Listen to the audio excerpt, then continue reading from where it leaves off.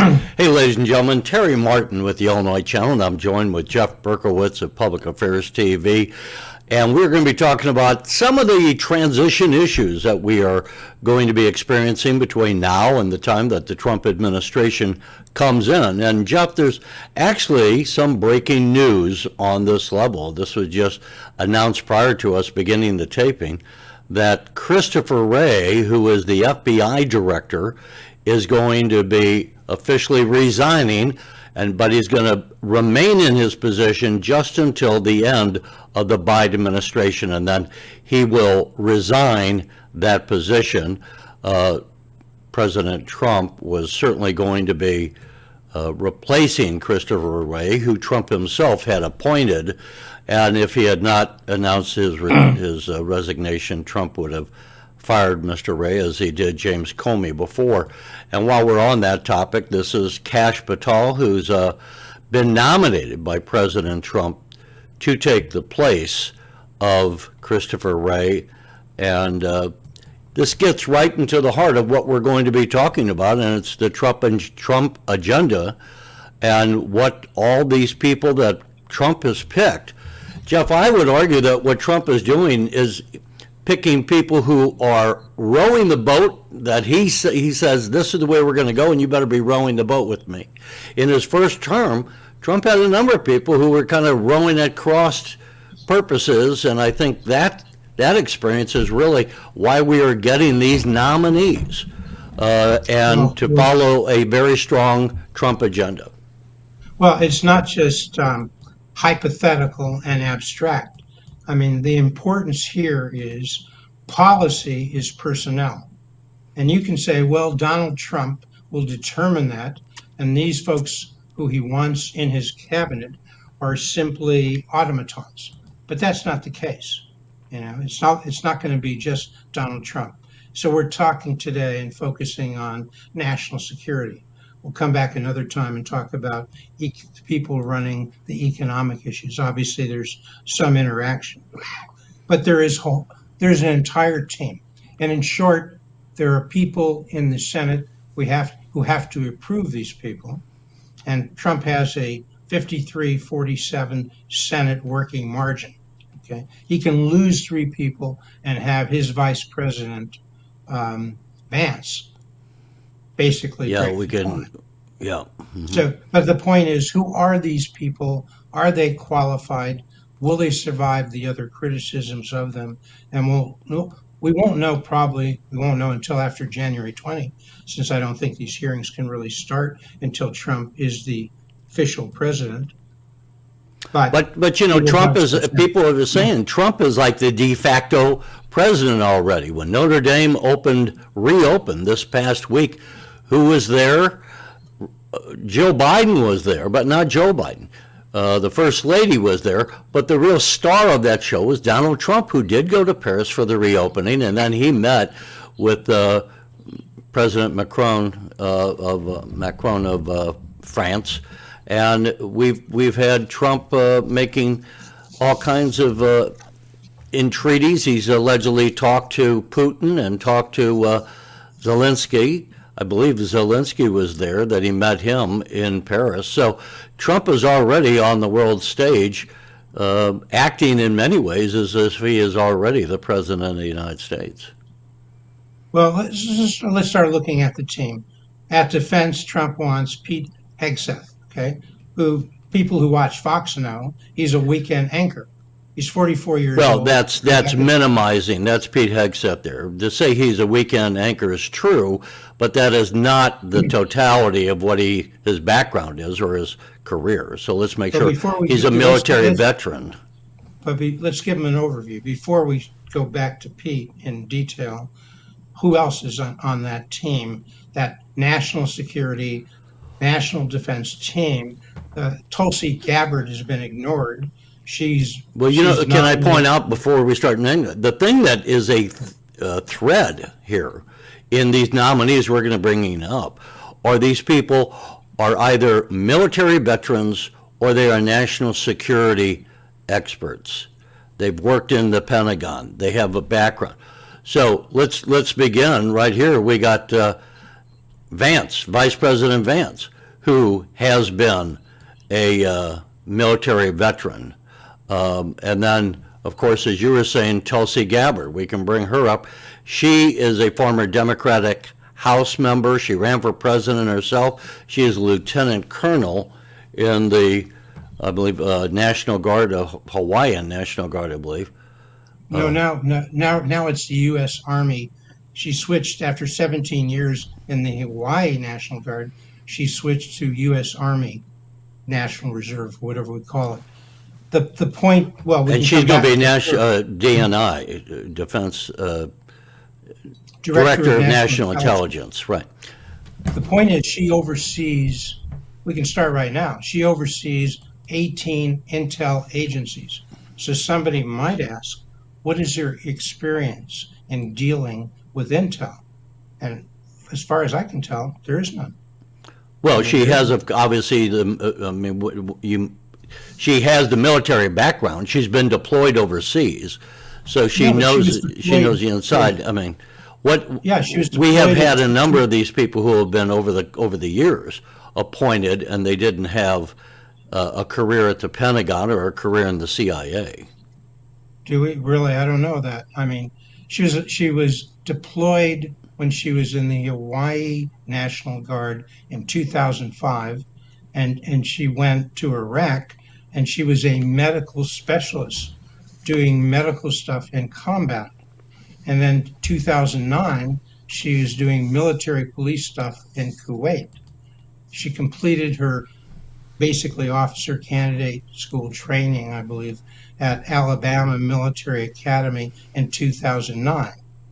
And, then she's in the Congress for 8 years, but I don't know that she was involved extensively or at all in intel oversight. She supported Sanders for president in 2016. She was highly critical of the. Well, she was a member of the Democratic Party, but she has switched. She has seen the political light of day, and now she's officially come out as a Republican. What has she done? She ran for president in 2019, and she ends up supporting Joe Biden. She didn't become Are you making the point she's unqualified to hold the position?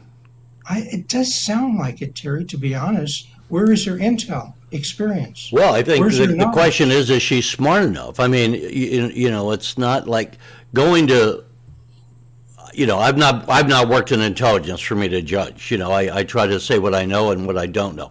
I've not been in intelligence, but it seems to me a reasonable person. First of all, as we said, Trump fired 2 of his defense secretaries in the first term. He had an attorney general in Jeff Sessions that recused himself on the Russian hoax thing. So Trump never had, in that first term, a high level of comfort with a number of his appointees. And I think that's what he's really trying to address here. So he wants people that he can trust, if he gives them the job, that they're going to be at least carrying out the agenda that he's laid out as the President of the United States. As far as her background, she does have, we said, a military background. She's, I think, competent enough to be able to perform the task. She's going to be working with those who have spent careers within intelligence. She doesn't have to walk in the door and know anything, just everything, just as the President of the United States can't be an expert on everything that he now has to have responsibility for. Joe Biden was certainly no economic expert, and yet he was passing policies that impacted the economy. So, I think a faulty presumption that you have to come in having been yourself totally experienced in the field that you're going to be running, because you have other bureaucrats in there with all kinds of expertise within the bureaucracy. You have other people you can call on. So if you got Bobby Kennedy at HHS, which he's appointed to, he's not a doctor, but the current director of HHS is not a doctor. He's a lawyer. So Bobby Kennedy is also a lawyer, and he can come in and direct the president's policies at HHS. Tulsi Gabbard would be doing that as the director of national intelligence. Pete Hegseth at the Pentagon, Kash Patel at FBI, and we have Mike Waltz here, who is also was a Green Beret. I forgot if he was a Green Beret, I believe. In record time. Yeah, but not usefully. I mean, let's stick with Tulsi. All right. Terry, do you think she has to have any experience or knowledge? I'm not saying she doesn't, but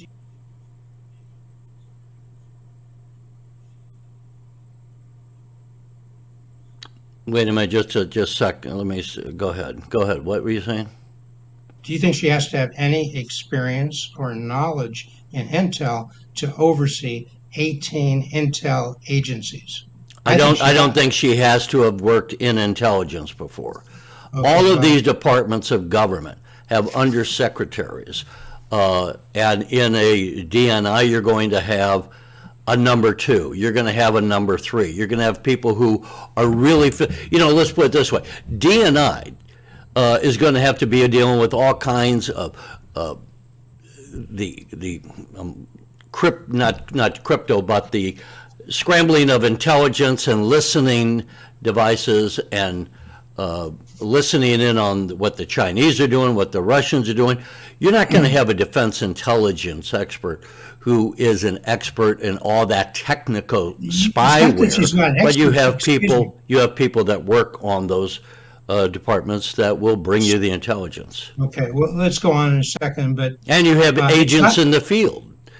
Terry, stop filibustering, okay? Let me get in a word. Well, I'm addressing your presumption that she needs to have I been know, but working you're using previously. 40 words to my one. It's a little bit of an odd ratio. The point is, you keep coming back to she doesn't have to be an expert. I'm not saying she has to be an expert in 10 different areas, but I think this is a novel idea on your part. You don't need any real knowledge or thought or experience or background in intelligence to direct 18 intel agencies.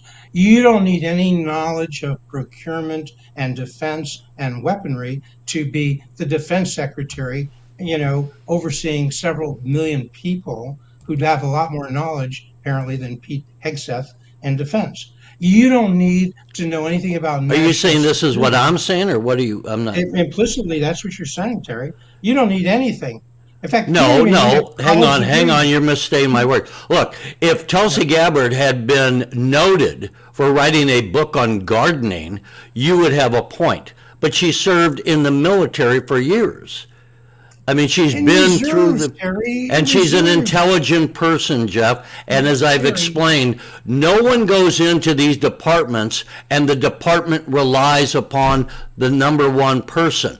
The number one person is there to see that the bureaucracy is carrying out the agenda of the President of the United States. okay. If you want to know who's going to be setting the agenda, his name is Donald Trump. She's there to make sure when she carries his orders to those bureaucrats, those spy masters, that they're going to be doing their job, that they're going to be reporting to her and giving her the information that she can brief the president. I don't Now, want to rehash let's that. move to Let's some go of these on. other people. Yeah, let's go to the next person. You got Mike Waltz, who's been, as I say, a green. I believe it's a Green Beret background, so he's got a military background. Very well thought of member of the Florida. He's a congressman from Florida, I should say. So he is going to be joining. Well, number one, Terry, he has real combat experience in a critical Afghanistan mission. Right. That is not Tulsi Gabbard. Well, let's not. Being a We've medical, talked about Tulsi Gabbard. Okay, okay, we're not here so to he has prosecute Tulsi Gabbard. Mike Waltz is one of the more qualified people on the national security team. I would stipulate to that. He's got background in Congress, and I think in oversight of that, national security issues.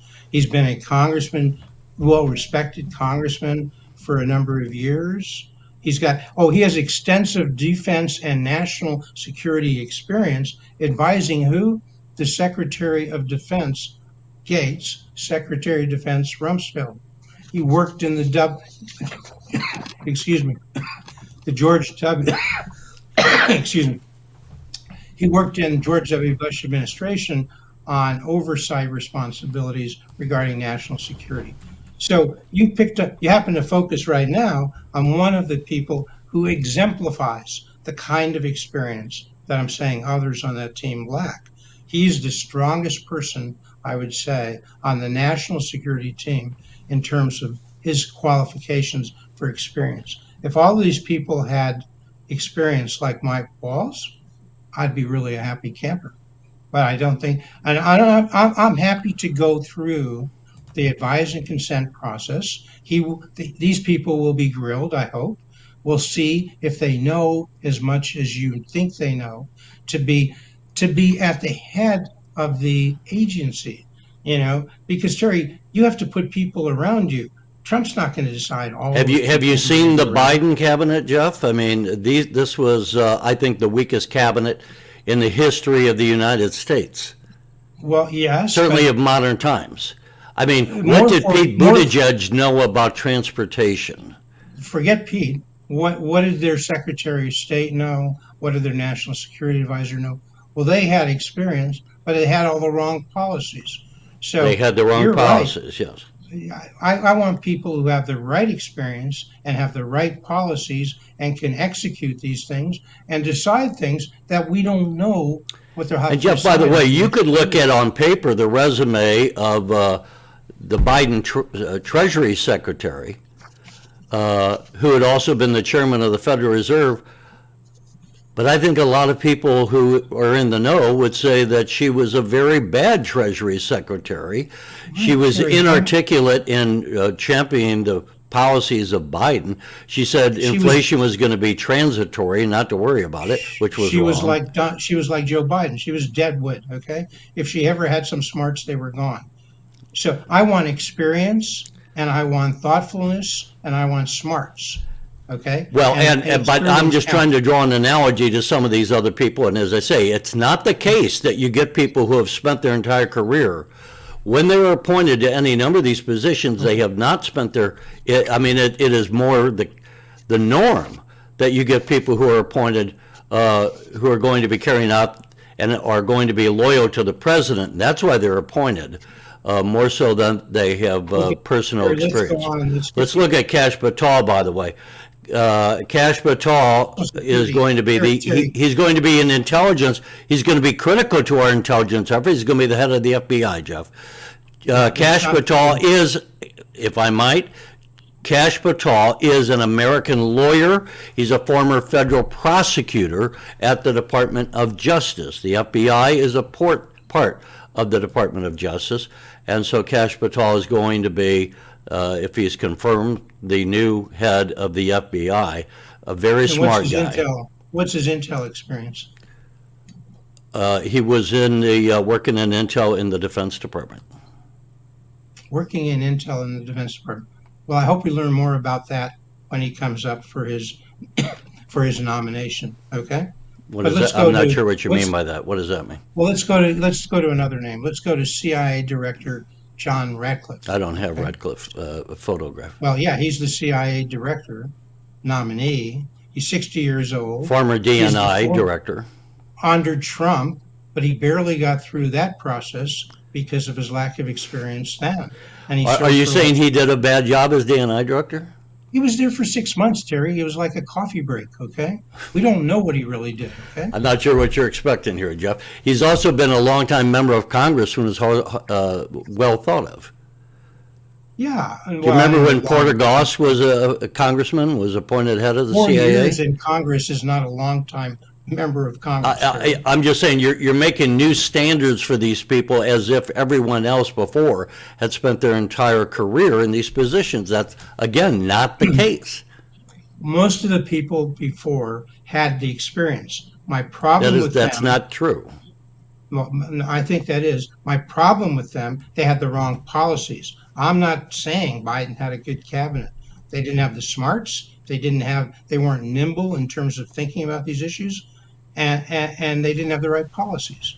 I assume you agree with me on that, but I'm saying having the presumption that we'll have the right policies is not enough.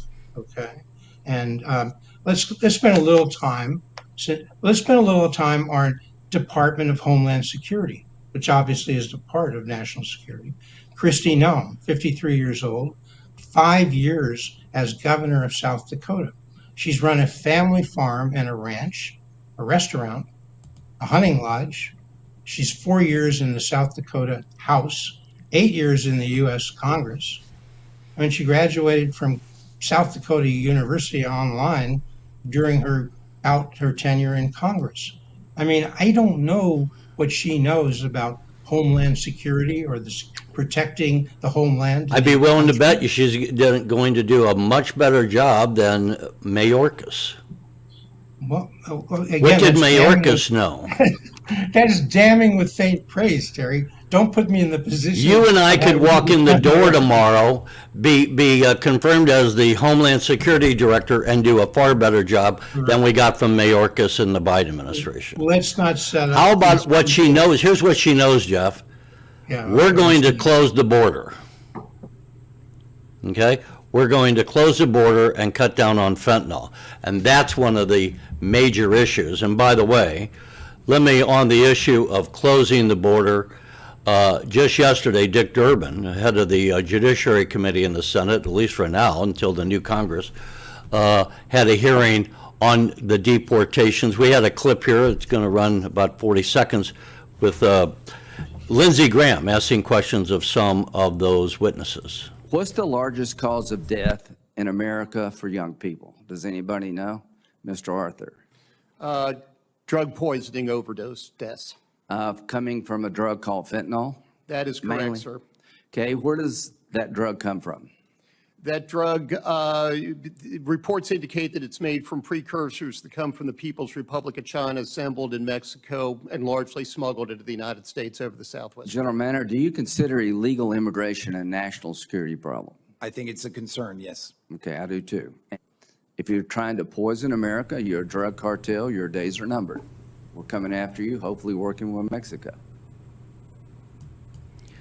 So Lindsey Graham talking on that, on the fentanyl, and taking on the cartels. And this is the theme of the Trump administration, security, Right. Let's go national to that security. theme quickly. The theme is first day one, January 21, right after he's inaugurated, illegal immigration. You got to get a handle on the border, but even if you seal the border now, you got a lot of problems with at least a few million people, maybe 6 million, maybe more, maybe less, who are in this country we need to think about getting them out of the country.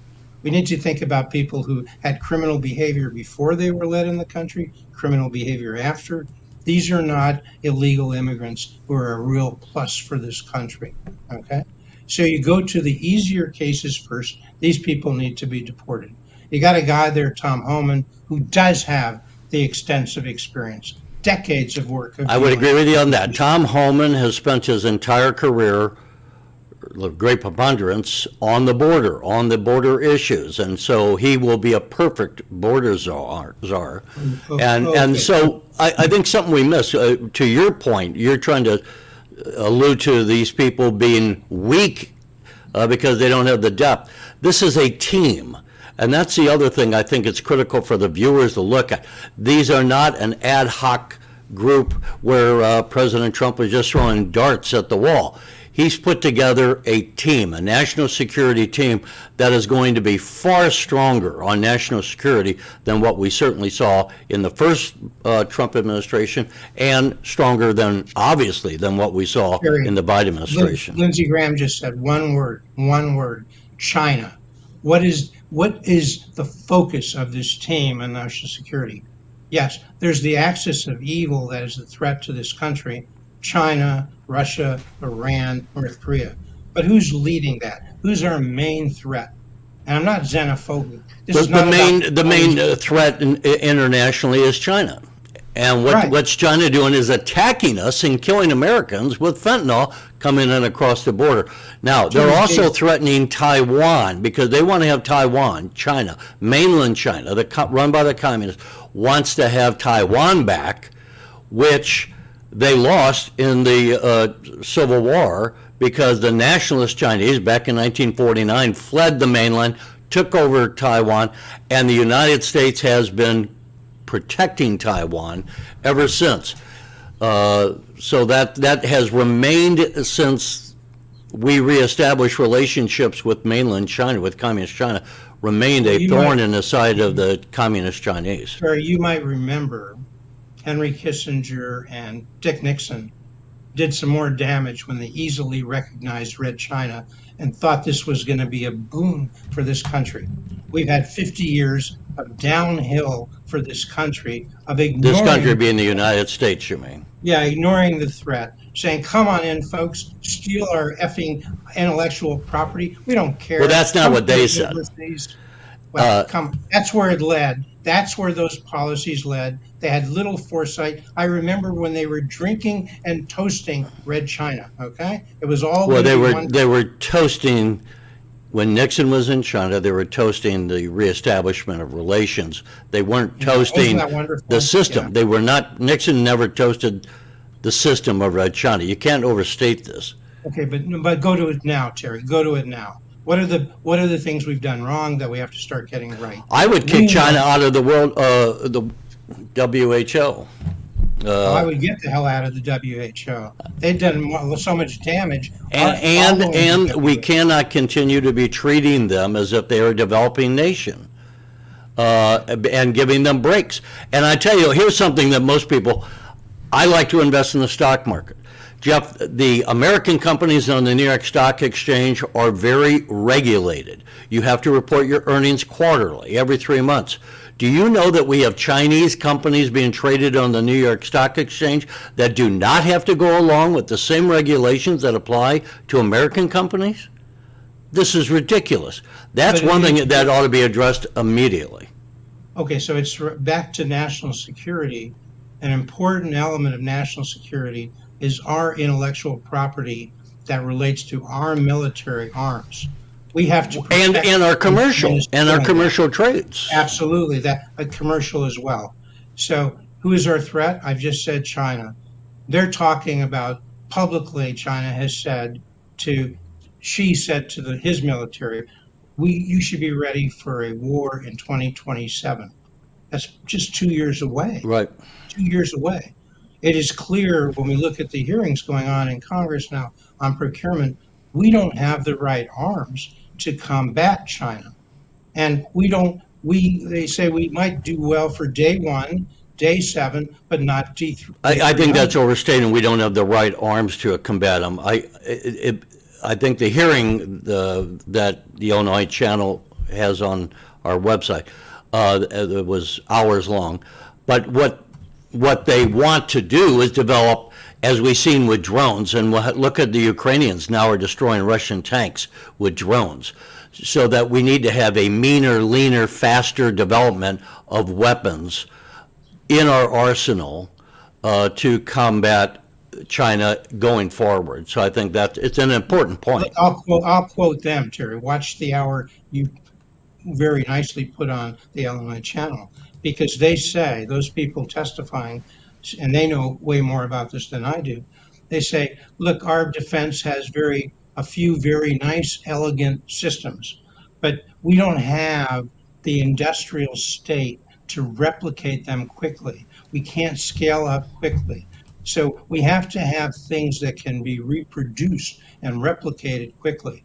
More autonomous military, more autonomous equipment, maybe more fancier, better drones, than all tied up with very expensive aircraft that are manned by human beings. Jeff, we only have We about have a to minute left here, but I want to interject. Let's not forget Elon Musk and Vivek Ramaswamy with Doge that has gotten support from both the Republicans and the Democrats to make government more efficient. And when we talk about the Pentagon, yes, they will be kicking up funding to address these issues, but we also need to get a lot more efficiency out of the Pentagon because they have been unable to pass an audit. And that's something important. So Terry, we have to focus on what counts. well, we have to wrap up Right. right now. But look, we've laid the foundation. We're going to be covering these going forward, folks. So we'll have to say goodbye. But Jeff and I will be getting back, between now and the end of the Biden administration to lay out some of these other issues of what we can expect. Jeff, I'll say Merry Christmas to you, Happy Holidays, Happy Hanukkah, and Merry Christmas, Happy Hanukkah. same to all of our Happy people. holidays. Thanks so much.